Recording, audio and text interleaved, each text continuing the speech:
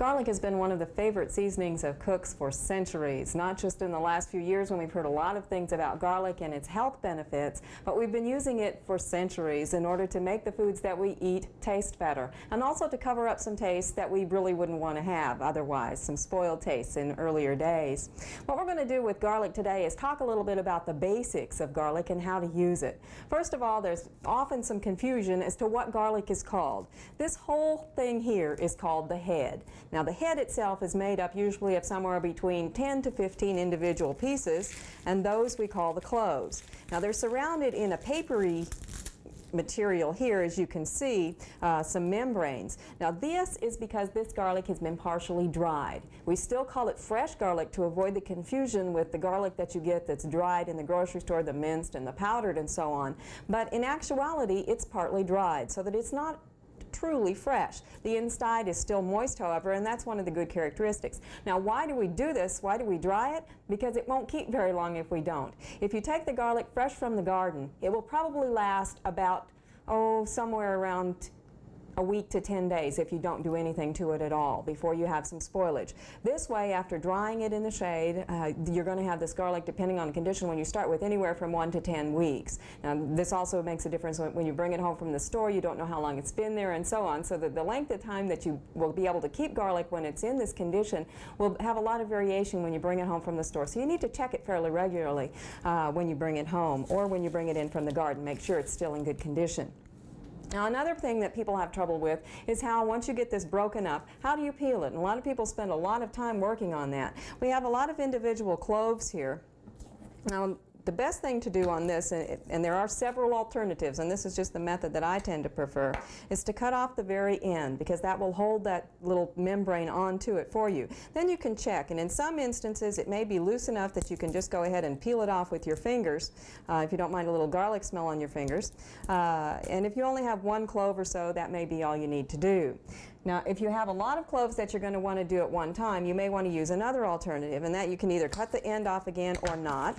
And then take a cup or a wide knife. I tend to be a little leery of doing it with a knife myself because my children imitate everything that I do. So I tend to use a cup that won't break, and then just bang it.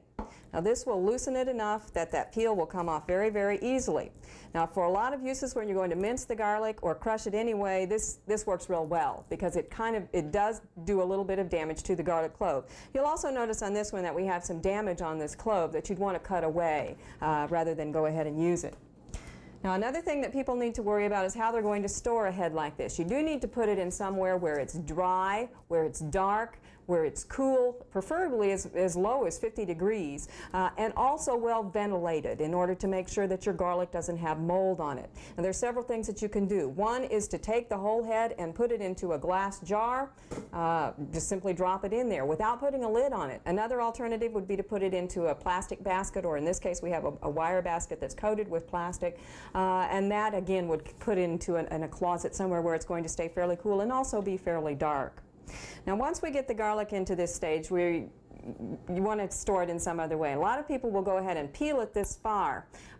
One thing you don't want to do is store garlic in the refrigerator in the whole head condition, because it will tend to cause it to sprout, and it will also increase the rate that it spoils. Once you have it in this condition, a lot of people want to peel up a lot of it and then store it. There's some people that will store it in vinegar, and that does give it a vinegary taste. We don't recommend doing that or storing it in wine. Another thing that's been popular in the last couple of years that I don't really recommend is to get it down to this stage and cover it with oil. The reason we don't do that is because the oil gives you an air-free state, and you can end up with some botulism problems. What we're going to do with this one today is pickle it. Now, I have here about 1½ cups of garlic, and we'll use that in a few minutes. I'm going to put 3/4 of a cup of vinegar, about 1/4 of a teaspoon of salt, and 1/4 of a cup of sugar into a saucepan. Bring that to a boil. When that comes to a boil, we'll add the garlic cloves to that and let that boil, stirring it gently for about a minute at that point in time. Now that the vinegar has come to a boil, we're going to go ahead and add the garlic cloves to that. We had about, remember, 1½ cups of garlic that we're going to stir in here. Now this is not a true pickle like we talk about for many of the things that we do during the summer. This is not something that we're going to can, go put through a water bath processor, and then put on the shelf when we're done. Because of that, I did not make sure that I used canning salt. I used just regular table salt, and we also didn't need to make sure that we use a specified vinegar. Now I'm using a white distilled vinegar because I want the garlic to stay white, but if you wanted to use a white wine vinegar or a rice vinegar, you could do that also. You don't have to make sure that you use a specific degree of acidity on this because it's not really that kind of a pickle. It's more of a marinated product. When this is done, we'll let it cool. We'll put it into a jar, and then we'll put it in the refrigerator. It needs to stand probably for at least a day before you go ahead and taste it. And it will keep up to probably 2 months in the refrigerator.